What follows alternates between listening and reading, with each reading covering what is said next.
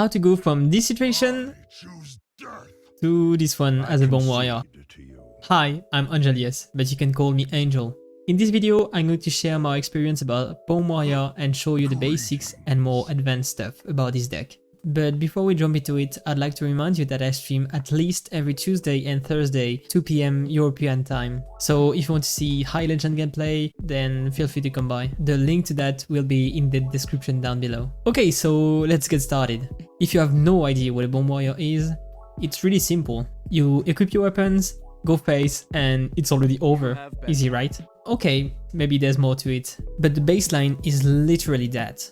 With that being said, let's talk about the main cards of the deck. First off, the most important card is the range caliber. Everything rotates around it. In most games, your goal is to get it as soon as possible to start dealing damage and creating bombs. For that, you'll have a lot of tools, such as Corsair Cache. This one is super important. Also, Upgrade, Dr. Krastinov, Old Pillager, and Cutting Class. All of these cards are paired with the actual weapon and will increase in some way your damage output. So yeah, if you don't have the weapon, they are useless. That's right.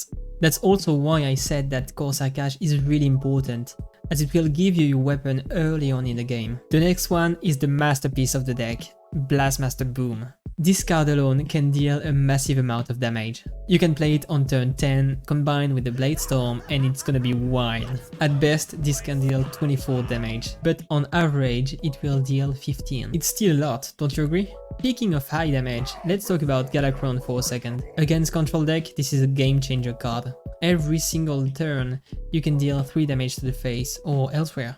And let me tell you, if your opponent has a lot of bombs already, he's going to be pretty scared at this point. But enough about damage, because you also have to clear the board once in a while. Of course, I mean, you're also playing against someone, so you might do some stuff as well, right?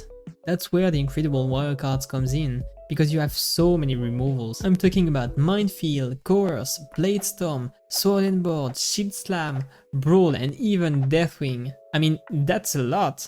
Keep in mind that you sometimes have to use your weapon to deal with minions. This can happen. But in general, you have a lot of tools to do that. Now that you've seen the main cards, you might be wondering, what is the actual deck list? Most of the time you'll have this one with 2 Old Pillager. The deck code will be in the description down below, by the way. But you can also go for this guy instead of a Old Pillager. This will give you more chances to get Galakrond early on and it's really useful against control deck. You could also decide to replace 1 Old Pillager by an Old. This can really help versus Paladin or Rogue and their incredible Van Cleef, for example.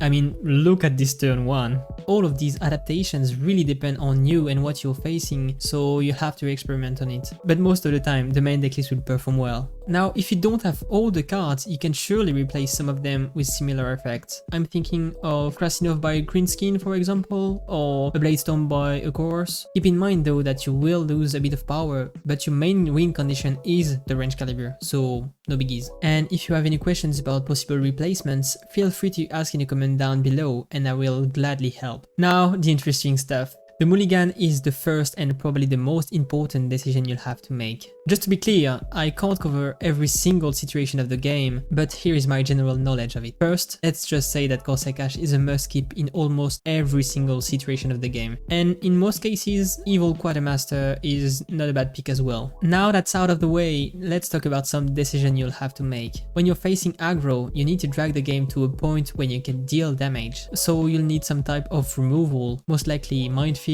or Sword and Board first. Again, it really depends on the deck you're facing, because if you're facing a token druid, then keeping Blade Storm is a great idea. Imagine you're facing a stealth rogue and you have this hand. You might be tempted to keep your weapon, but you want to put all chances on your side to get removals at first. So yeah, you'll probably need to mulligan the range caliber to get them. And the reason for it is quite simple. You'll be dead before you can even consider going face. However, don't forget that your range caliber is your main win condition. So a hand like this is really what you're looking for. By the way, even if I said that you need your Minefield early on, I'm not saying you should play it on turn 2. If you are in this situation, it would make sense to play it on turn 2 because you have a really good follow-up on turn 3 with your Evil Quartermaster. But playing it here would be a mistake because he's probably going to Greyheart next turn. Let's just say you Minefield on turn 2, okay?